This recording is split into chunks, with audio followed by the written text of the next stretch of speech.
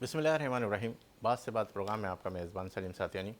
पाकिस्तान और पाकिस्तान से बाहर देखने वाले वो तमाम नाज़रीन जो इस वक्त हमारे इस प्रोग्राम को देख रहे हैं उन्हें खुश आमदीद कहता है। नाज़रीन, आज अल्लामा इकबाल का दिन है और इस हवाले से कुछ अशार अल्लामा इकबाल के अशारों से इस प्रोग्राम का आगाज़ करने लगा हूँ कि सबक फिर पढ़ सदाकत का, अदालत का, शुजाअत का, लिया जाएगा तुझसे काम दुनिया की इमामत का। बताने रंग खूं को तोड़कर मिल्लत पे गुम हो जा, ना नूरानी रहे बाकी, ना ईरानी ना अगवानी। और ग़ुलामी में काम आती है शमशीरें, न तदबीरें, हो ज़ोक़ यकी पैदा तो कट जाती है जंजीरें। आज हम गुफ्तगू करेंगे मुल्की सियासी माशी हालात के ऊपर और मेरे साथ तशरीफ़ फरमा एक बिज़नेस मैन हैं, मेमन बिरादरी से ताल्लुक़ है। मेमन लीडर फॉर्म यूए के चैप्टर के चेयरमैन है और पाकिस्तान में समाजी काम के हवाले से जाने और पहचाने जाते, ना सिर्फ पाकिस्तान बल्कि पाकिस्तान से बाहर भी कई जगहों पर डिपार्टमेंटल स्टोर चला रहे CEO सेविंग होम जनाब इकबाल एडवानी साहब। इन्हें आज के इस प्रोग्राम में खुश आमदीद कहते हैं। अस्सलाम वालेकुम। मेरे दूसरे मेहमान हैं, सियासी माशी अवामी मसाइल पर बड़े खूबसूरत और बड़े अच्छे अंदाज में तज़िया करते पाकिस्तान पीपल्स पार्टी से इनका ताल्लुक़ है, जनाब राना गुलजार ताज साहब। इन्हें भी आज के इस प्रोग्राम में खुश आमदीद कहते हैं। अस्सलाम वालेकुम। मेरे तीसरे मेहमान हैं, spark visa consulting private limited के फाउंडर हैं शाहजेब रईस साहब। इन्हें भी आज के इस प्रोग्राम में खुश आमदीद कहते हैं। अस्सलाम वालेकुम। इकबाल साहब, आपसे गुफ्तगू करते हैं कि इस वक्त जो हालात है और बिलखसूस अगर मैं फ़लस्तीन की बात करूँ इब्तिदा के अंदर ही, गज़ा में फ़ौरी जंग बंदी होनी चाहिए, इसके लिए हमारे लोग क्या कर रहे हैं और हमारे मुल्क को क्या करना चाहिए? देखें, हमारे मुल्क को तो बहुत कुछ करना चाहिए, लेकिन बदकिस्मती से पाकिस्तान के खुद के हालात ऐसे हैं कि हम कुछ कर नहीं पाते। पहली सबसे बड़ी प्रॉब्लम कि हमारा IMF का ही प्रॉब्लम चल रहा है। IMF का मुआहिदा हमारा नहीं होगा तो पाकिस्तान को काफ़ी प्रॉब्लम हो जाएगी। और अगर हम खुल के फ़लस्तीन की हिमायत में अगर पाकिस्तान आता है तो सीधी बात है कि हमारा IMF का मुआहिदा नहीं होगा। तो पाकिस्तान उस हाल में नहीं है। पाकिस्तान मुझे नहीं लगता कुछ कर सके। अगर चाहे भी तो पाकिस्तान ने अपने हालात इतने ख़राब कर लिए हैं कि हम कुछ भी कर नहीं सकते हैं और पूरी दुनिया जानती है कि पाकिस्तान कुछ भी नहीं कर सकता। बज़ाहिर हम तकरीरें कर सकते हैं, रैलियाँ निकाल सकते हैं, बस इससे ज़्यादा पाकिस्तान मुझे नहीं लगता कोई कहीं भी कुछ कर पाए, क्योंकि ऐसे हालात पाकिस्तान के हैं ही नहीं। पाकिस्तान खुद इतने तकलीफ़ में है कि बस पाकिस्तान अपना गुजारा कर ले तो बड़ी बात है। नहीं, इसके हवाले से अगर अवाम क्या करें, मतलब चलो ठीक है, सियासी हवाले से आप देख रहे हैं, हुक्मरानों के हवाले से देख रहे हैं कि बहुत सारी प्रॉब्लम्स वो हो रही है, तो अवाम अपना पार्ट कैसे प्ले करें? देखिए, हम फाइनेंशियली ऐसी पोजीशन में नहीं है कि हम उनको सपोर्ट कर सकें, पहली चीज़। और बाकी हम ना इतनी बड़ी ताकत है कि वहाँ जाके कुछ कर सकें। बाकी रहा सवाल आवाम का, तो जो आवाम को करना चाहिए वो भी आवाम नहीं कर रही। मतलब कहने का है आपकी बस में जो है आप वो काम तो करें। मुझे बताएं कि इसराइल की जो जितनी प्रोडक्ट हैं यहूदियों की, वो सब जो जितनी भी यहूदी कंपनियां हैं वो एक्चुअली इसराइल की फाइनेंसर हैं एक तरह से। अभी आपने देखा होगा कुछ अरसे पहले कि काफ़ी वीडियो चल रही थी कि मैकडोनल्ड वाले ने जो वहाँ पर जो मैकडोनल्ड था उसने सब फ्री कर दिया था इसराइली सोल्जर के लिए, इसराइली फ़ौजियों के लिए, कि हमारे पास आपके लिए खाना फ्री है। तो ये तो अंदाज़ा हो गया ना कि इनका सपोर्ट इसराइल गवर्नमेंट जो है या इसराइल की हुकूमत है उसको डे वन से है। तो आप कम से कम अपने मुल्क के अंदर या खुद हर आदमी, जो आपने कहा आम आदमी, इसराइल की प्रोडक्ट का बाइकआउट तो करें। हम तो वो भी नहीं कर सकते। तो मकसद कहने का ये, हम जो कर सकते हैं वो भी करने के लिए तैयार नहीं है। आप देखें इनकी जो मैकडोनल्ड हो गया, KFC हो गया, बाकी जितनी जगहें होंगी, हर जगह रस है, लोग बहुत हैं, इनकी जितनी प्रोडक्ट है हर मार्केट में बिक रही हैं, हर कोई ले रहा है। तो मकसद कहने का है जो आम आदमी कर सकता है, और और कोई इतना मुश्किल भी नहीं, अगर आप नहीं करोगे तो कोई भूखे नहीं मर जाओगे। दूसरी चीज़ भी आप खा सकते हो, दूसरा ड्रिंक यूज़ कर सकते हो, दूसरा मतलब टूथपेस्ट यूज़ कर सकते हो, रिप्लेसमेंट भी है। इसके बाद भी आप सोचें हम लोग नहीं कर पाते या नहीं कर। मार्केट के लोग ही इकबाल भाई अगर कोई चीज़ ना ले, मिसाल के तौर पे अगर वो मार्केट में जाते हैं, लोग बोले नहीं हमें ये वाली चीज़ें नहीं चाहिए जो यहूदी लॉबी के हवाले से, वही अभी बाइकआउट करना शुरू कर। बाइकआउट, पहला बाइकआउट आम पब्लिक करेगी। जैसे आम पब्लिक बाइकआउट करेगी ऑटोमेटिकली चीज़ें हटती शुरू हो जाएंगी। जब तक आम आदमी इन चीज़ों को ख़रीदता रहेगा तो ये प्रॉब्लम कभी भी सॉल्व नहीं हो सकती। 4 शोरूम वाले बाइकआउट कर देंगे, 10 वाले 10 कर देंगे, लेकिन आम पब्लिक नहीं करेगी तो ये प्रॉब्लम कभी सॉल्व नहीं होगी। प्रॉब्लम उसी सूरत में सॉल्व होगी। मतलब मेरा मकसद कहने का ये है कि इससे ये नहीं है कि फ़लस्तीन आज़ाद हो जाएगा, लेकिन काफ़ी हद तक हर आदमी अपनी कैपेसिटी में कि वो क्या कर सकता है वो इतना तो करे, कम से कम खुद को सेटिस्फाई तो करे कि हाँ मेरे से जितना हो सका वो कर रहा हूँ। मुझे लगता है हम लोग इतना भी नहीं कर पा रहे, तो फिर इसके ऊपर हम क्या डिबेट करें, क्या बात करें। अच्छा राना साहब, आपकी तरफ आता हूँ कि यही सवाल अगर मैं आपसे भी करूँ कि इस वक्त जो फ़लस्तीन के हालात है और आवाम जो इस तरीके का बाइकाट नहीं कर रही, तो किस तरीके से करना चाहिए कि जो हमें ये महसूस हो कि हम एक मुसलमान हैं, और किस तरह की तरगीब देनी चाहिए? बिस्मिल्लाहिर्रहमानिर्रहीम। शुक्रिया सलीम भाई आपका, आपके चैनल का। देखिए, सबसे पहली बात तो आज हमने इकबाल डे मना रहे हैं, बड़ी जोश और जज्बे के साथ इकबाल डे मना रहे हैं। लेकिन इकबाल डे तो हम मना रहे हैं, और इकबाल के फ़िक्र और फ़लसफ़े पे अमल कौन करेगा, उस पर अमल करने की अशद ज़रूरत है कि जो उन्होंने अपने अशार के ज़रिए कौम को मैसेज पहुँचाया, इस्लाम की भी खिदमत की अपने अशारों के ज़रिए, तो उसको उजागर करने की और उस पर अमल पैरा होने की ज़रूरत है। और जब उस पर अमल होगा तो इंशाअल्लाह पाकिस्तान भी तरक्की करेगा। देखिए जी, दुनिया के अंदर 2 मुल्क ऐसे हैं जो मज़हब के नाम पे बने, एक पाकिस्तान, एक इसराइल। और इसराइल एक हादसाती अमल में आ गया, वजूद तो नहीं था लेकिन हादसाती अमल में आया, और उसको मिटना है, मिटेगा इंशाअल्लाह मिटेगा, क्योंकि ये हमारे नबी ने पेशिन गोई की थी। और आखिरी मार्का पाकिस्तानी ही लड़ेगा। ठीक है, पाकिस्तान में कोताहियाँ ज़रूर हैं, लेकिन इसराइल का मुकाबला पाकिस्तानी ही करेगा, पाकिस्तानी अवामी करेगी और अफ़वाज़ पाकिस्तान करेगी। हिम्मत नहीं हारनी चाहिए।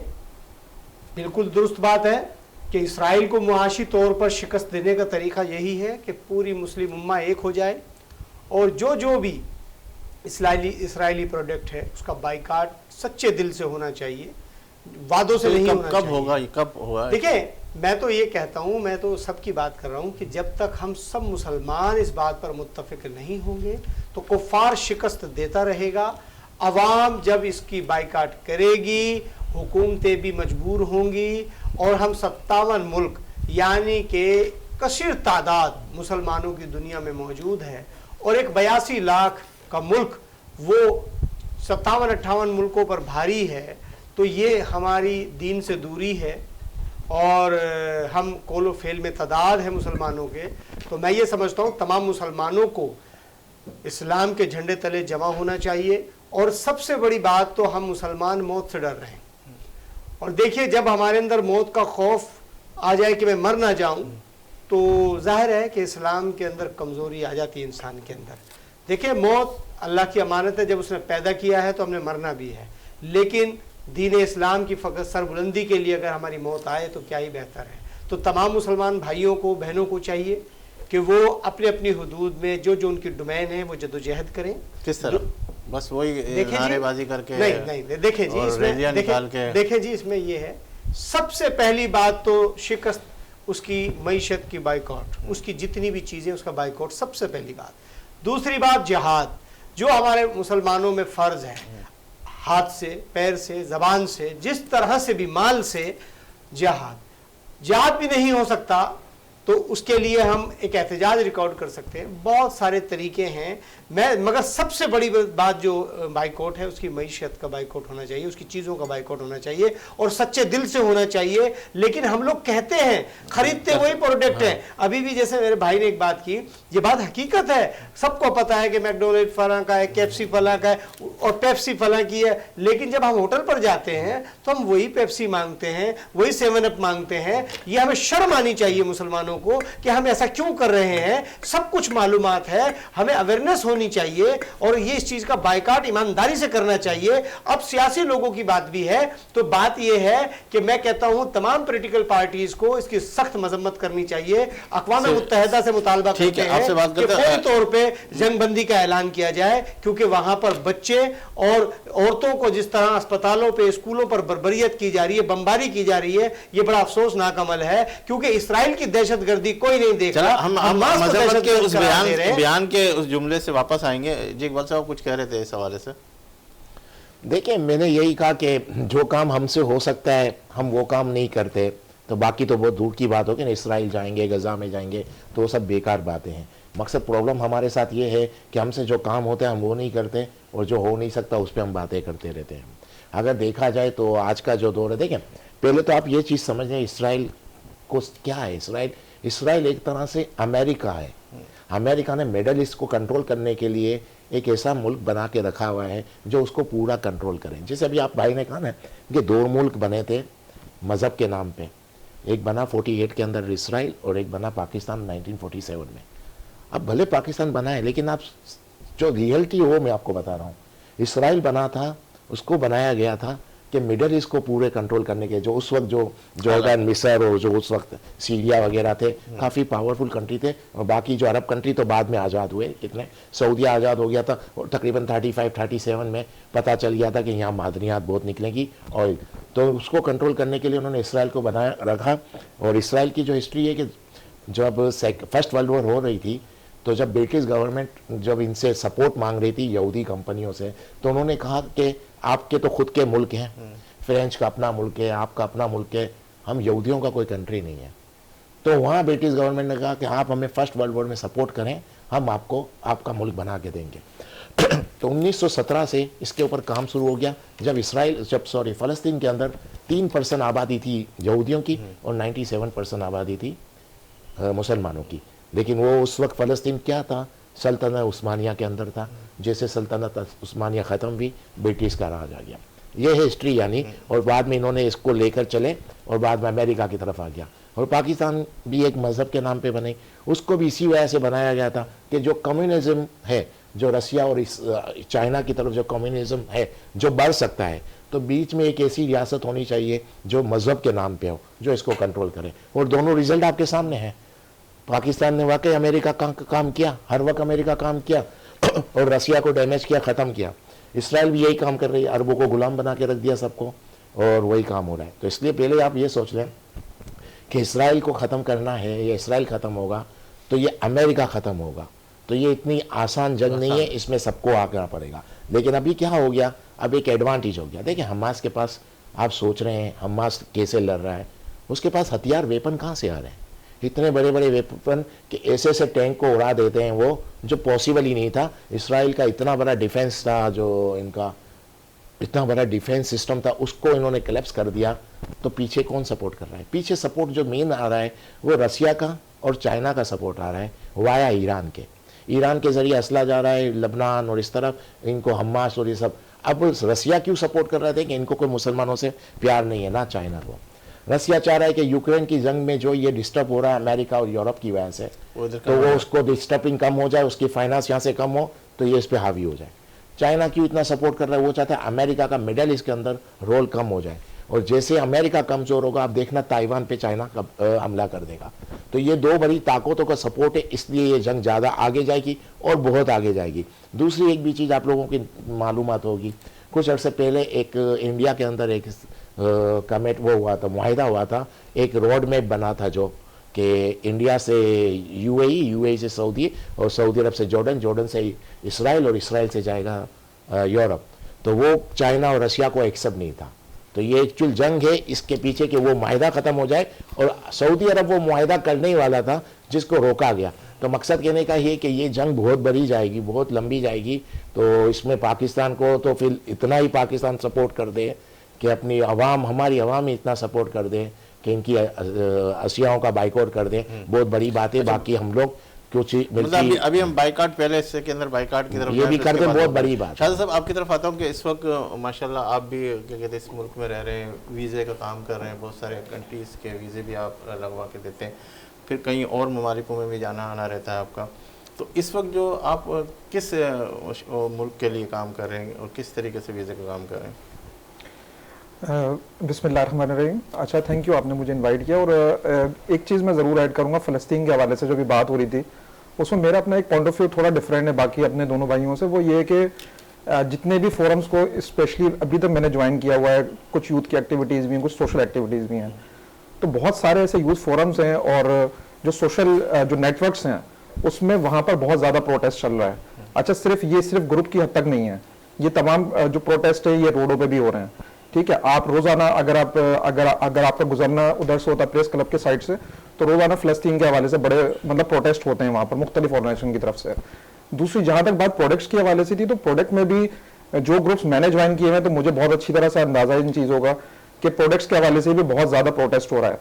बल्कि अब वहां पर एक लिस्ट वहां पर चलना शुरू हो गई है कि कौन सी ऐसी प्रोडक्ट्स हैं जो रिप्लेसमेंट में, जो इसराइली प्रोडक्ट्स हैं उसके रिप्लेसमेंट में कौन सी ऐसी पाकिस्तानी प्रोडक्ट्स हैं। एड के हवाले से चल रहे बहुत सारे लोग, बस ये अपनी पब्लिसिटी के हवाले से उस एड को नहीं, पब्लिसिटी के हवाले से बिल्कुल कर सकते हैं उस चीज को ऐड, लेकिन वो एक जो मेन मासेज है, जो आवाम पब्लिक है बेसिकली, ये वो सर्कुलेट कर रहे हैं सारी लिस्टों को, तो जिसकी वजह से मुझे इसमें मुझे बड़ा अच्छा लग रहा है कि हिस्सा आ रहा है कि ये नहीं तो आप ये लीजिए, ये नहीं तो आप ये लीजिए, वो मार्केटिंग एस्पेक्ट बिल्कुल हो सकता है, लेकिन मुझे बड़ा ये इनडायरेक्टली बड़ा अच्छा लग रहा है कि वो कुछ ना कुछ प्रोटेस्ट रिकॉर्ड करवा रहे हैं। लेकिन ये तमाम प्रोटेस्ट, जैसे अब अगेन मैं इनके जो बिल्कुल इंडोर्स करूंगा भाइयों के लिए कि ये तमाम प्रोटेस्ट आगे की तरफ बढ़ना चाहिए, ये पॉलिटिकल पार्टीज की तरफ जाना चाहिए, ये एक बड़े पैमाने पे होना चाहिए, तो हमारे सारे वो जो हमारे ऑब्जेक्टिव्स हैं वो सारे गेन हो सकते हैं।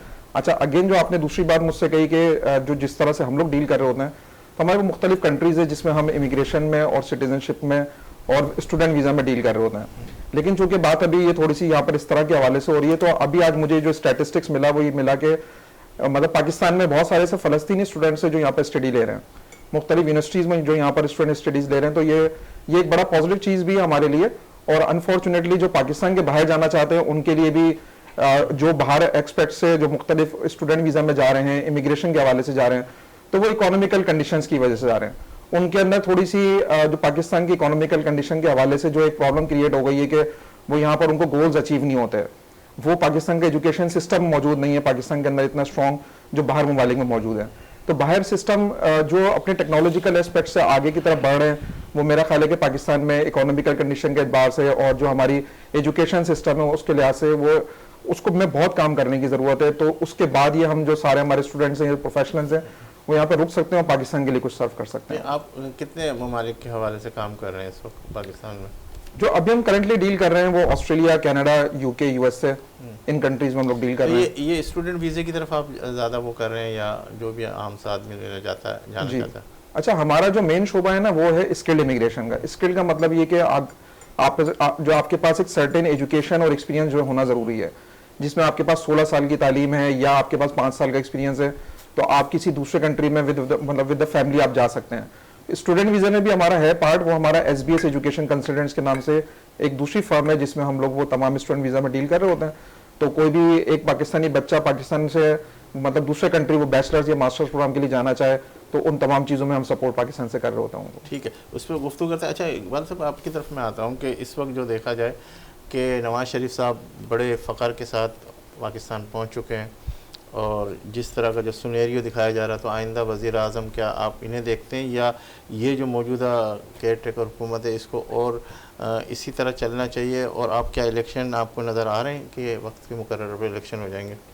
देखिए, बज़ाहिर तो ये लग रहा है कि इलेक्शन हो जाएंगे, लेकिन मेरी अपनी आप पूछ रहे हो तो मैं तो यही चाहूँगा कि इसी को चलना चाहिए, क्योंकि इसमें थोड़ा बेहतर हुआ है पिछले उस माहौल से, तो इनको चलना चाहिए। लेकिन अगर इलेक्शन होते हैं तो वही बात हो जाएगी, वही 14 जमातों ने जो हुकूमत की थी अभी हमारे पास, हमारे ऊपर कुछ अर्से पहले, वही लोग आ जाएंगे, बस थोड़े आगे पीछे चेहरे हो जाएंगे, वही पार्टियाँ 14-15 पार्टियाँ आएंगी, 10-15 पार्टियाँ तो पक्की समझे 10 पार्टियाँ आएंगी, उनकी हुकूमत बनेगी और जो 16 महीने चले गए जिस तरह हुकूमत की, इसी तरह हुकूमत करेंगे। 2 साल चलेगी, 3 साल चलेगी, जो भी टाइम चलेगा, क्योंकि ये तो आप नहीं और समझ सकते ना कि ये अगर दोबारा आ जाएंगे तो बहुत ज़्यादा चेंज आ जाएगा। वही काम वो करेंगे जो पहले करके गए। तो टर्निंग वो नहीं होगा कि पहला टर्न आप ले लो, सेकंड टर्म आप ले लो? आइन के मुताबिक तो देखा जाए तो ये लाजमी इलेक्शन कराना है इनको। हाँ, इलेक्शन तो असल में इसकी प्रॉब्लम ये है हमारे साथ कि हमारे पास फॉरेन प्रेशर भी बहुत है, तो उस वजह से भी इलेक्शन करवाने पड़ेंगे। लेकिन रिजल्ट वही आएगा जो मैंने कहा, वही मतलब 10-12 जमातें आएंगी, उनकी एक बन जाएगी गवर्नमेंट और फिर इसी तरह चलेगी। जो आपने 16 महीने देखे हैं जिस तरह गवर्नमेंट चली है, इसी तरह चलेगी, क्योंकि वही चेहरे आएंगे, वही लोग होंगे। उनसे क्या एक्सपेक्ट करते हो कि आप ये 3-4-6 महीने में क्या चेंज हो जाएगा? वही गवर्नमेंट आएगी। लेकिन होना ये चाहिए कि केयर टेकर को ज़्यादा टाइम चले तो लेकिन ज़्यादा देता। आइन तो इजाज़त नहीं देखिए आइन 90 तो दिन काफ़ी का चीज़ों की, देखिए आइन तो काफ़ी चीज़ों की इजाज़त नहीं देता।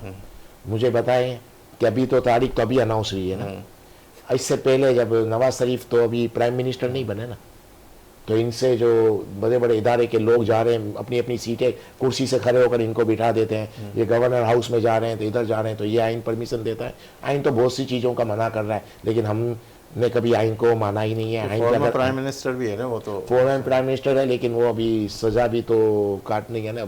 अभी तो जमानतों पे चल रहे थे, अभी तो जमानत हुई भी नहीं थी। जब आए थे एयरपोर्ट पे तो इतने बड़े बड़े लोग चले गए थे, तो वो तो फिर उसके बाद तो उन्होंने जमानत ली थी। तो मकसद कहने का है यहाँ आइन बाइन सिर्फ नाम की हद तक है, जिसको तोड़ना होता है वो तोड़ देता है और उसका कोई कुछ नहीं करता। आइन पे मुझे तो नहीं लगता। और सबसे बड़ी बात तो ये इलेक्शन अनाउंसमेंट भी नहीं हुई थी, तारीख भी नहीं पता थी कि कौन सी तारीख को इलेक्शन होंगे, लेकिन सबको ये पता था कि प्राइम मिनिस्टर कौन बनेगा। इससे बड़ी बदकिस्मती क्या होगी उस मुल्क की जिसमें प्राइम मिनिस्टर की अनाउंसमेंट यानी अनऑफिशियली अनाउंसमेंट हो जाती है, ये शख्स प्राइम मिनिस्टर बनेगा और इलेक्शन की तारीख भी अनाउंस नहीं हुई थी। तो अब इस मुल्क में आइन और कानून क्या बात है। हाँ, मैं आप बोल सकता हूँ, आप मुझे बोल सकते हैं, बस यहाँ तक है आइन और कानून, लेकिन ग्राउंड रियलिटी पे ना पाकिस्तान में कानून नज़र आता है ना कहीं आइन नज़र आता है। पाकिस्तान में कुछ नज़र नहीं आता। अच्छा, मैं राणा साहब आपकी तरफ आता हूँ कि जिस तरीके से इकबाल साहब कह रहे हैं कि 10-12 की फिर हुकूमत बनेगी, क्या सिंध के अंदर पाकिस्तान पीपल्स पार्टी या पूरे मुल्क के अंदर पाकिस्तान पीपल्स पार्टी? जबकि आपके भुट्टो साहब जो कह रहे हैं, बिलावल भुट्टो साहब के भाई मेयर भी हमारा है, वज़ीर आला भी हमारा और वज़ीर आज़म भी हमारा, तो क्या आपने क्या कुछ डील वील हुई है, कुछ सेटिंग बनी है कुछ नवाज शरीफ साहब से? देखिए जी, हमारी डील तो आवाम के साथ है। हमारी डील ना किसी नवाज शरीफ के साथ है ना किसी और इदारों के साथ है। हमारी डील आवाम के साथ है और हम आवाम से ही रजू कर रहे हैं। और सबसे पहले मुतालबा हमारा इलेक्शन का ही था और हमने ही इलेक्शन के लिए इलेक्शन कमीशन से गुजारिशात भी की, अपनी याददाश्तें भी पेश की। बिला आखिर इलेक्शन की डेट अनाउंस हो गई। हमारा मुतालबा है कि इलेक्शन कमीशन फौरी तौर पर शेड्यूल का ऐलान करे और इलेक्शन बिल्कुल ईमानदारी से फ्री एंड फेयर होने चाहिए और जिसको भी इक़्तिदार मिले पीसफुल तरीके से उसको इक़्तिदार सौंपना चाहिए, उसकी मुंतकली होनी चाहिए। और आवाम को ज़ाहिर सी बात है कि जो मुश्किलात से गुज़र रहे हैं उसमें हम सब को इनकी मुश्किलात को कम करने का अपना अहम किरदार अदा करना चाहिए। तमाम पॉलिटिकल पार्टीज़ को, इदारों को महज़राई की सियासत नहीं होनी चाहिए। जिसको आवाम पसंद करेगी वज़ीर आज़म वही बनेगा। अब उसमें मैं ये कहूँ कि 10 लोग 20 लोग या 20 जमातें, इसका तो उसी वक्त पता चल सकेगा जब इलेक्शन होंगे। आपको ऐसा लग रहा है कि एक एक इंडिविजुअल पार्टी जीत के आएगी? देखिए जी, मैंने तो अभी तक आपसे ये बात नहीं की। मैं तो एक अल्फाज कह रहा हूँ कि जब इलेक्शन 8 फरवरी को होगा तो तमाम पोजीशन क्लियर हो जाएगी। आवाम जिसको पसंद करेगी, जिसकी किस्मत में वज़ारत उज़्मा का कलमदान संभालना होगा, उसको बिल्कुल मिलेगा। अब वो 10 पार्टी मिलकर मिले, एक पार्टी करे, कौन करता है। लेकिन मैं ये समझता हूँ कि किसी भी पॉलिटिकल पार्टी को इलेक्शन से राय फरारी इख्तियार नहीं करनी चाहिए। इलेक्शन होते हुए किसी के ऊपर बिल्कुल 100% इलेक्शन में कोई दो राय नहीं कि अब रुके। इंशाअल्लाह हालात अच्छे होंगे, इलेक्शन होंगे और पीसफुल तरीके से होने चाहिए और तमाम पॉलिटिकल पार्टीज़ को इसमें हिस्सा लेना चाहिए। किसी को बाइकाट नहीं करना चाहिए और किसी भी सियासी जमात पर कदगन नहीं लगना चाहिए। यही जमहूरियत का हुस्न है। इसी तरीके अच्छा, आप जमहूरियत के हुस्न की बात करें, पीटीआई भी इस इलेक्शन में हिस्सा लेगी क्या? मैंने आपसे, मेरे अल्फाज आपने नहीं सुने कि किसी भी जमात पर कदगन नहीं लगना चाहिए। तमाम पॉलिटिकल पार्टीज़ को हिस्सा इलेक्शन में लेने की इजाज़त होनी चाहिए आज़ादाना तरीके से। आपकी क्या राय है इसमें? ये मेरी राय है जो मैं कह रहा हूँ। ये हमारी ही पार्टी की पॉलिसी है कि जमहूरियत को मजबूत होना चाहिए, तो सब पार्टी को हिस्सा लेना चाहिए। आइन की सुपरवेसी होनी चाहिए, कानून की हुक्मरानी होनी चाहिए। ये पाकिस्तान पीपल्स पार्टी का ही फलसफा और पीपल्स पार्टी का ही कोल है जो चलो कह रहे हैं। इस पे गुफ्तगू करते हैं। शाहज़ाद साहब, आपकी तरफ आता हूँ कि इस वक्त जो हमारी यूथ की पोजीशन है वो किस तरीके से देख रहे हो? मुल्क के अंदर हमारे जो नौजवान है तालीम हासिल करने के बाद फ़ौरन कहीं और मुल्क की तरफ मूव करते हैं, इसकी क्या वजह? क्या यहाँ कोई वो चार्मिंग चीज़ नहीं है? क्या वजह क्यों है ये, क्या वजह है? देखिए, जब वो तालीम यहाँ से पाकिस्तान से शुरू करते हैं, अगर वो इंटरमीडिएट के बाद की बात की जाए तो एजुकेशन का जो सिस्टम हमारे ये पास यहाँ जो यूनिवर्सिटीज़ में अवेलेबल है वो भी काफ़ी ओल्डेस्ट सिस्टम पे है। ठीक है, और उसके बाद भी अगर वो अनफॉर्चुनेटली पाकिस्तान की किसी यूनिवर्सिटी से वो एजुकेशन ले भी लेते हैं, तो जब वो अपने पास से यहाँ से बाहर इंडस्ट्री में जाके जॉब्स करने की मतलब कोशिश करते हैं, तो वहाँ पर इंडस्ट्री में मुख्तलिफ किस्म के उनको चैलेंजेस आ रहे होते हैं। अब यहाँ का जो ओवरऑल एक मतलब पाकिस्तान में जो इकोनॉमिकल जो सिस्टम जो अभी तक जो चल रहा है जो पिछले 1 साल से, तो उसकी वजह से यहाँ पर प्रॉब्लम और क्रिएट हो गई है। वो उन तमाम यूथ के लिए वो जो कि एक इंटरमीडिएट करने के बाद आगे बढ़ रहे हैं, या वो तमाम प्रोफेशनल्स जिन्होंने अपने अच्छे एक्सपीरियंसेस लिए हुए इंडस्ट्रीज के, क्योंकि हमारे पास जो भी प्रोफेशनल्स आते हैं या स्टूडेंट्स आते हैं, बहुत सारे ऐसे भी प्रोफेशनल्स हैं जो बहुत अच्छे पोजीशंस पे पाकिस्तान में काम कर रहे हैं, वो गवर्नमेंट के इदारों से भी हैं, वो प्राइवेट इदारों से भी हैं। लेकिन जब वो यहाँ पर हमारे पास आके कहते हैं कि पाकिस्तान में अभी फॉर द टाइमिंग हमारे पास कुछ नहीं रखा, आप हमें किसी भी तरह से बाहर भेजिए, किसी भी कंट्री भेज दें, तो डेस्परेट लोग इतना ज्यादा हो चुके हैं, या कहना चाहिए अनफॉर्चुनेटली पाकिस्तान में एक वो नियत क्रिएट हो चुकी है कि हमें पाकिस्तान में वो अपॉर्चुनिटी अब नहीं मिल रही है। तो उसकी वजूहत यही हो सकती हैं कि जो हमारे पॉलिटिकल जो अनरेस्ट सिचुएशन जो क्रिएट हो जाती है समटाइम्स।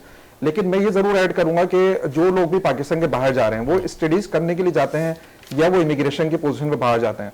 कितने फीसद लोग यहाँ से बाहर जा रहे हैं अंदाजा स्टूडेंट्स के? अभी तक जो इस साल के स्टैटिस्टिक्स है वो तो ये कहता है कि तकरीबन 9 लाख लोग हैं जो 2023 में पाकिस्तान से बाहर गए हैं, वो किसी भी पर्पस पे गए और किसी भी कंट्री में गए।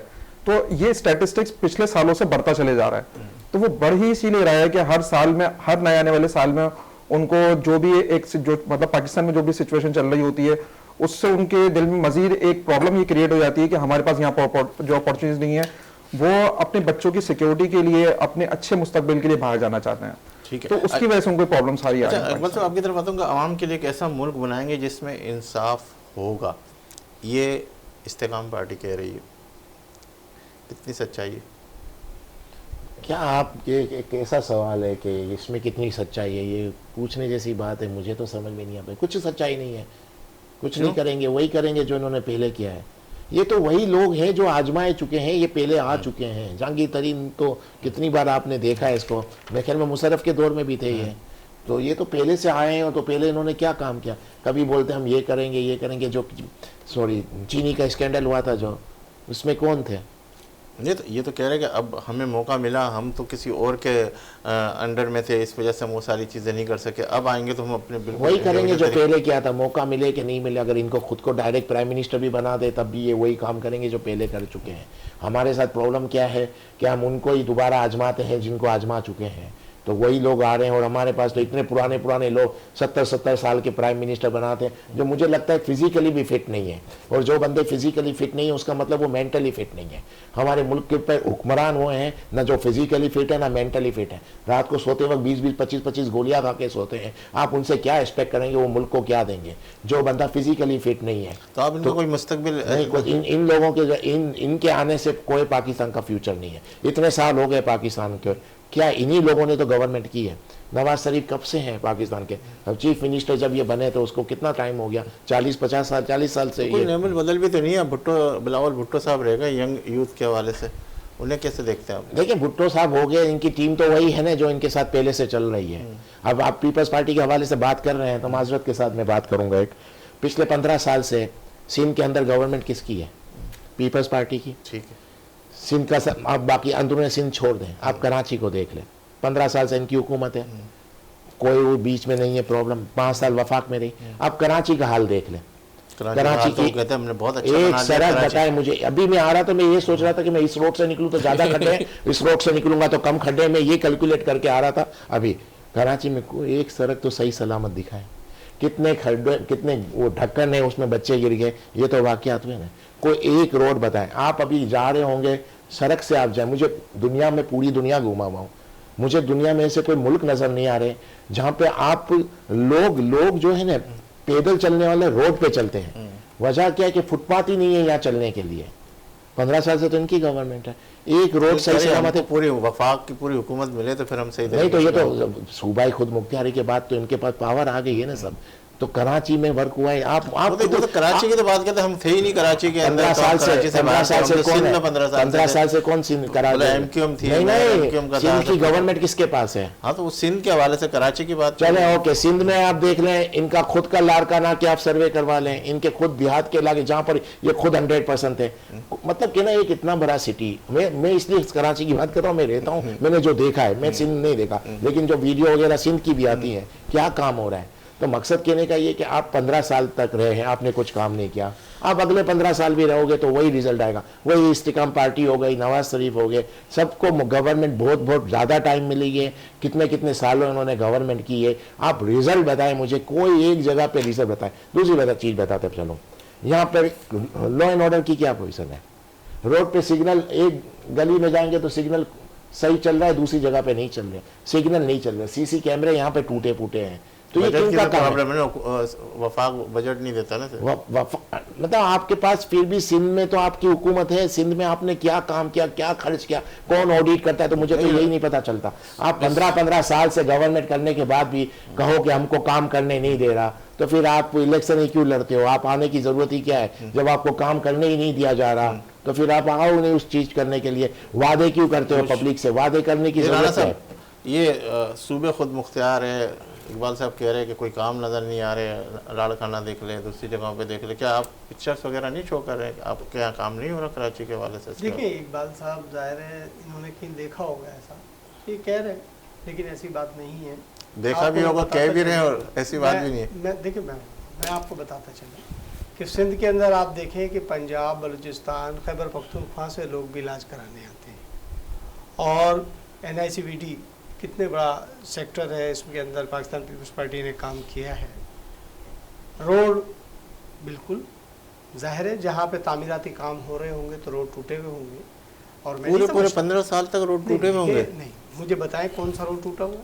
आप देखें कराची कौन सा रोड टूटा हुआ? इकबाल साहब, आप कह रहे हैं रोड टूटा हुआ, कोई भी रोड टूटा हुआ नहीं है। कराची यूनिवर्सिटी वाले कौन सा रोड बचा हुआ है? कराची यूनिवर्सिटी वाले रोड की बात कर रहे हैं, तो वहाँ पे ऑलरेडी वो ग्रीन बस का काम चल रहा है, और जहाँ भी रोड अगर टूटे हैं तो वहाँ पे काम हो रहे हैं। ग्रीन बस तो वफाक ने, नवाज शरीफ साहब ने नहीं, ये वाली जो अभी ये सफूरा से अच्छा, और यहाँ तक हो रही है, तो ये काम हो रहा है कराची यूनिवर्सिटी रोड पर। बाकी तो अब मैं ये कहता हूँ कि जहाँ भी अगर कोई टूटे तो वहाँ पे काम हो रहे हैं, तो ऐसी बात नहीं है। कोताही बिल्कुल, मैं ये नहीं कहता हूँ नहीं हुई होगी, हुई होंगी, उनको दूर किया जा रहा है और कोशिश की जा रही है कि उस चीज़ों को सारी को दुरुस्त किया जाए, क्योंकि कराची शहर एक बहुत बड़ा शहर है। तो कह रहे अक्सर 80% जो है ना रोड टूटे हुए, तो पूरे शहर के अंदर काम शुरू हो गया। इकबाल भाई कह रहे थे, इकबाल भाई को पता होगा, भाई मुझे तो नहीं पता, मैं भी इसी शहर में घूमता हूँ। इकबाल भाई कह रहे हैं तो मैं तो इकबाल भाई की बात को ये तो नहीं कहूँगा कि आप गलत कह रहे हैं, इकबाल भाई ने कहीं देखा होगा, लेकिन ऐसा नहीं है। इकबाल भाई जब कह रहे थे उन्होंने देखा होगा, मैंने तो नहीं देखा, इकबाल भाई ने देखा होगा, तो मैं इकबाल भाई की बात को ये तो नहीं कहूंगा कि आप गलत कह रहे हैं। भाई जहां से इकबाल भाई आ रहे होंगे वहां पे काम हो रहा होगा। अब तो माशाल्लाह तो सब चीजें हो गई। पहले चला मेयर का कहते थे कि नहीं है, कराची के अंदर दूसरे कुछ नहीं कर सकते, कराची को अब आपने बनाना ना। जब डेवलपमेंट का काम होगा तो टूटेगा ना रोड, करवटें बनती हैं, रोड बनता है तो टूटेगा ना, तो वहाँ काम हो रहा होगा, तो जाहिर सी बात है उसमें कोताही हो गई होगी। यानी कि अगर 2 महीने मुकम्मल होना है और 3 महीने मुकम्मल हो रहा होगा, तो उसमें ये कोताही यकीनन होगी, तो उसमें मेयर साहब को चाहिए 2-3 महीने में हो जाएगा इकबाल भाई, 2-4 महीने के अंदर। मैं इसकी ये नहीं कह रहा हूँ, यकीनन जहाँ पे काम हो रहे हैं तो उसमें मेयर साहब एक्शन लें, जाएं, विजिट करें, देखें कि कोताही क्यों है, उन कंपनीज के खिलाफ एक्शन होना चाहिए, उन इंजीनियर्स के खिलाफ एक्शन होना चाहिए कि इसमें कोताही क्यों है। तो मैं ये समझता हूँ कि शहर को हम सबकी जिम्मेदारी, अभी तक तो कोई ऐसी चीज सामने आई नहीं है कि कोई कोताही के हवाले से कोई एक्शन लिया जा रहा हो या कोई ऐसी चीज लेना चाहिए, नहीं लेंगे। देखिए अगर ऐसा नहीं करेंगे तो नुकसान होगा। आज अगर आपको मेयर इस अवाम ने, इस शहर ने आप पे एतमाद किया है, हम पे एतमाद किया है, पाकिस्तान पीपल्स पार्टी पे एतमाद किया है, ये इस अवाम की मेहरबानी है और हमें इनके मयार पर, इनकी तवक्कुआत पर पूरा उतरना चाहिए। अगर हम ऐसा नहीं करेंगे तो अवाम रिजेक्ट कर देगी। तो मैं ये समझता हूं कि अवाम के तवक्कुआत पे हमें पूरा उतरना चाहिए। हमें उनके जहाँ जहाँ मुश्किलात हैं उनको दूर करना चाहिए। और शहर में इस वक्त जो मेयर कराची हैं मुर्तज़ा साहब हैं, डिप्टी मेयर साहब हैं, सलमान अब्दुल्ला मुराद साहब हैं, नजमी आलम साहब हैं, बिल्कुल वो काम कर रहे हैं। रोडों पर जहाँ भी मामला होते हैं वो पहुँचते हैं, वहाँ पर वो पहुँचते हैं। और वो जो भी पानी की लाइनें, मैं आपको बता रहा हूँ, पानी की लाइनें भी चेंज की जा रही हैं और जहाँ जहाँ लीकेज हैं उनको बंद किया जा रहा है, हेडन्स बंद किए जा रहे हैं। तकरीबन 400 हेडन्स जो है ना बिस्मार कर दिए गए हैं और बहुत तेजी से उन पे काम हो रहा है। ये तो रेंजर्स और केयर टेकर हुकूमत एक्शन कर रही थी। आपने 15 साल चेयरमैन आप आने के बाद आपने थोड़ी कोई इतना वाटर बोर्ड के चेयरमैन मेयर साहब हैं और मेयर साहब ने वाटर बोर्ड के अंदर अब पुलिस का एक निज़ाम भी कायम कर दिया। मेयर साहब पुलिस की अपनी मतलब वाटर बोर्ड की अपनी पुलिस भी है और मेयर साहब बहुत ज़्यादा इस पे काम कर रहे हैं। और जाहिर सी बात है कि पुलिस और रेंजर्स तमाम लैंड फोर्सेस एजेंसियों को साथ रखना पड़ता है, क्योंकि जो एक माफियाज हैं उनका भी सामना करना पड़ रहा है। उसमें पिछले दिनों कुछ काम शुरू हमारे एक ऑफिसर को भी वाटर बोर्ड के शहीद किया गया था, तो बाकायदा उसके खिलाफ एक्शन हुआ। ठीक है, तो आपसे एक और मजीद सवाल करता हूँ। अच्छा शादी साहब, आपकी तरफ आता हूँ कि इस वक्त जो नौजवानों के हवाले से अगर मैं आपसे पूछूँ कि जो एजुकेशन है आप काउंसलिंग भी करते हैं, तो क्या अभी क्या ज़रूरत है कि हमारे बच्चों को इस तरीके से तरगीब दी जाए कि वो हमारे पाकिस्तान में रहकर कुछ तालीम भी हासिल करे और पाकिस्तान की कुछ खिदमत भी करे, जब वो पूरी क्रीम बन के जब वक्त आता है कि उनको जो है उनसे हम कुछ हासिल करेंगे, वो हमारे एसेट कहीं और ममालिक में जाके सारी अपनी तवानाई सर्व कर देते हैं। देखिए, पाकिस्तान में रहते हुए तो हमारे लिए सबसे इम्पोर्टेंट चीज़ है कि एजुकेशन सिस्टम को बेहतर बनाएं। जब यही बच्चा एजुकेशन अच्छी लेके बाहर निकलेगा इंडस्ट्री के अंदर, जब भी अब वो अपनी जॉब्स के लिए जाता है या कोई भी बिजनेस करने जाएगा, तो वो पाकिस्तान में कुछ ना कुछ अपना बेहतर अंदाज में रोल प्ले कर सकता है। लेकिन जो भी पाकिस्तान के बाहर जो इस टाइम पे जा रहे हैं लोग, जैसे कोई स्टूडेंट वीज़ा पे जाता है या इमिग्रेशन पे जाता है, तो वो भी हमारे एक बड़ी पॉजिटिव पॉइंट है पाकिस्तान के इकोनॉमिकल कंडीशन के एतबार से। वो ये है कि उसमें पाकिस्तान के रेमिडेंस बड़े अच्छे स्ट्रॉन्ग हो जाते हैं, जो लोग भी बाहर ममालिक में बैठे हुए हैं। लेकिन अगेन में जो आपने नौजवान के हवाले से बात की, तो नौजवान बड़ी उम्मीद से हैं। वो तमाम हमारे पॉलिटिशियंस जो भी किसी भी पार्टी से हैं, वो हमारे नौजवान बड़े उनसे बड़े इंस्पायर हैं कि वो आगे पाकिस्तान में कोई ना कोई बेहतरी आने की उम्मीद है। और इंशाल्लाह वो जब भी बेहतरी की उम्मीद एक उस मतलब पॉइंट पे आ जाएगी कि जब वो मतलब पाकिस्तान में एक थोड़ी सी बेहतरी आ जाएगी, तो ये तमाम लोग जो बाहर नौजवान मौजूद हैं या जो लोग अभी प्रोफेशनल बाहर जा रहे हैं, हमारी थोड़ी सी एक नेगेटिविटी तो ये मतलब अभी जरूर क्रिएट हुई है कि तमाम लोग पाकिस्तान छोड़ के जा रहे हैं, ब्रेन ड्रेन हो रहा है पाकिस्तान के अंदर। लेकिन आने वाले वक्तों में जो जाहिर है हमारे पॉलिटिशियंस रहते हैं, उनको थोड़ा सा इस चीज पे मतलब काम करना चाहिए। और जैसे ही थोड़ा सा काम बढ़ेगा आगे, जो भी हमारे डेवलपमेंट्स के काम है, अब वो एजुकेशन की सिस्टम पे भी हो सकता है, वो हमारी जॉब्स के हवाले से भी हो सकता है, बिजनेस के हवाले से। क्या मुस्तकबिल देखते हैं किस चीज का, नौजवान का? हाँ। देखिए, इसमें सबसे एक इंपॉर्टेंट चीज जो अभी आजकल चल रही है ना, वो बिजनेस। जितने भी नौजवान यूनिवर्सिटी से निकल रहे हैं, क्योंकि पहले हमारी एक अनफॉर्चुनेटली ये होता था कि हमारे यहाँ बिजनेस एडमिनिस्ट्रेशन की जो डिग्री दी जाती थी, तो नौजवान का माइंड ये होता था कि जाके बाहर जॉब्स करेंगे जब अभी वो अपनी एजुकेशन कंप्लीट करेंगे। लेकिन जब बिजनेस एडमिनिस्ट्रेशन की वो डिग्री ली जा रही है, तो इसका मतलब है कि वो बिजनेस करना चाहिए उनको। तो अभी हमारे नौजवान के पास बहुत जबरदस्त बिजनेस का आइडियाज है, लेकिन चूंकि यहाँ की पॉलिटिकल कंडीशन इस तरह की है कि जिसमें वो उनका बिजनेस सर्वाइव नहीं करता, या वो मुख्तलिफ स्टार्टअप्स को जब मार्केट में लेकर आते हैं तो वो बहुत ज्यादा अरसे तक सस्टेन नहीं करता है। उसकी वजह यही है कि जो हमारी टैक्स की पॉलिसीज हैं या जो मुख्तलिफ किस्म की पॉलिसीज हैं, उसमें वो बिजनेस बहुत ज्यादा सस्टेन नहीं करता। तो अनफॉर्चुनेटली वो कुछ टाइम के बाद बिजनेस बंद हो जाते हैं और वो फिर कोशिश यही करते हैं कि हम पाकिस्तान से मूव हो जाएं किसी तरह। अच्छा, इकबाल साहब आपकी तरफ आता हूँ कि अक्सर देखा गया है कि लोग जो है किसी भी चीज़ का मुकाबला करने की जगह, फ़ाइट करने की जगह फ़्लाइट का इंतखाब करते हैं और फिर इसके बाद जब भी हालात ऐसे आते हैं तो फिर फ़्लाइट की तरफ मूव करते, फ़ाइट नहीं करते। फ़्लाइट से मेरी बात समझ रहे हैं आप शायद, कि कोई भी जैसे हमारे सियासतदान हैं वो फ़ाइट के बजाय फ़्लाइट का इंतखाब ज़्यादा करते हैं कि भाई हालात ऐसे हो गए, चले अब हम यहाँ से बाहर निकल जाए, फिर इसके बाद वापस आ जाते हैं। देखिए, अगर आप ज़्यादातर सियासतदानों की बात करते हैं आप, तो एक थोड़ी कड़वी बात हो जाएगी। सियासतदानों की सोच यहाँ पर यही बनी हुई है कि पाकिस्तान में आके हमको कमाना है और फिर एक वक्त ख़त्म हो जाता है इनका, तो फिर उनको बाहर चले जाना है। जैसे बाहर से हम लोग, जैसे यहाँ से बाहर लोग जाते हैं काम करने के लिए, कमाते हैं और फिर साल 2 साल 3 साल बाद जब उनका वहाँ टाइम पूरा होता है तो छुट्टियाँ मनाने यहाँ आ जाते हैं। तो एक्चुअली मुझे जो लगता है, हमारे ज़्यादातर मेजॉरिटी सियासतदान जो हैं, बड़े जो सियासतदान जो बड़ी लीडरशिप है, भाई लोगों के नहीं कह रहा मैं, जो टॉप की लीडरशिप है, उनके हवाले से मैंने वही देखा है कि वो क्या करते हैं, इस मुल्क में आके कमाते हैं, जैसे इनकी वजारतें ख़त्म हुई तो ये फ़ौरन बाहर चले जाते हैं, वहाँ चले जाते हैं जहाँ से आए होते हैं। ज़्यादातर लोगों के बच्चे बाहर हैं, बिज़नेस बाहर है, पैसा बाहर है, इस मुल्क में आके बिजनेस वक्ती तौर पे कमाते हैं जितना कमा सकते हैं, फिर बाद में कुछ प्रॉब्लम्स हो जाते हैं तो ये बाहर चले जाते हैं, फिर साल 2 साल इंतज़ार करते हैं, फिर इनको ग्रीन सिग्नल मिलता है, फिर दोबारा आ जाते हैं, आवाम फिर उनको दोबारा वहाँ ले आती है। इस किस्म के हालात में पाकिस्तान जो माशी चैलेंजों का शिकार है, अवामी चैलेंजों का शिकार है, उसको किस तरीके से डेवलप किया जाए, उसको किस तरीके से देखा जाए, अवाम क्या करे, और जैसे बिजनेसमैन तमाम कम्युनिटी के लोग इस वक्त क्या करें पाकिस्तान? ये तो मायूसी वाली बातें हो जाती है कि आदमी बोले कुछ भी नहीं रहा। हमने अभी सियासतदानों के लिए हवाले से बात की या जो भी है, देखिए सियासतदान भी इसी अवाम से आते हैं, तो हमारे साथ प्रॉब्लम ये है कि हमारी अवाम भी ऐसी है। आम जगह पे भी आप देखें, हर जगह बेईमानी चलती है। किसी भी जगह पे आप जाएं, आप पेंचर बनाने जाएंगे तो एक पेंचर होगा, बोलेगा 4 पेंचर है। आप प्लम्बर को बुलाएंगे तो छोटा फॉल्ट होगा, बड़ा फॉल्ट बता के देगा। तो हर छोटा बड़ा आदमी यही कर रहा है, और वहीं से सियासतदान आ रहे हैं, वहीं से पुलिस आ रही है। तो ये जब तक वजह क्या है, पूरा स्ट्रक्चर चेंज नहीं होगा। देखिए एक चीज़ और भी है ना, देखें हमने कानून भी कुछ ऐसे बना रखे हैं, शुरू से जो अंग्रेज़ों के दौर से जो हमारे जो सिस्टम चल रहे हैं उसको हम अभी तक लेकर आए। एक SHO है, उसकी तनख्वाह इतनी है कि उसका घर मुश्किल से चले, लेकिन उसके पास इख्तियारात इतने हैं कि वो रोज़ के 10 लाख रुपए कमा सकता है।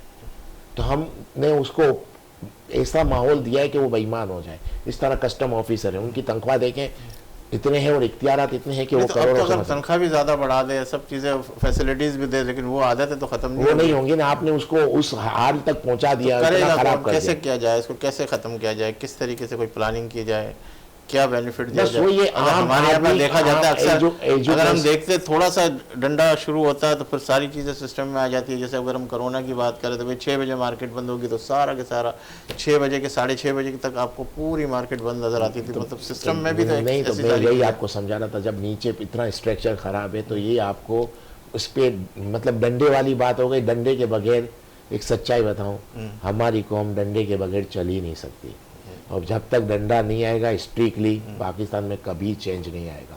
अभी आपने देखा थोड़ा बहुत डंडा चला तो उससे थोड़े हालात बेहतर हुए थे।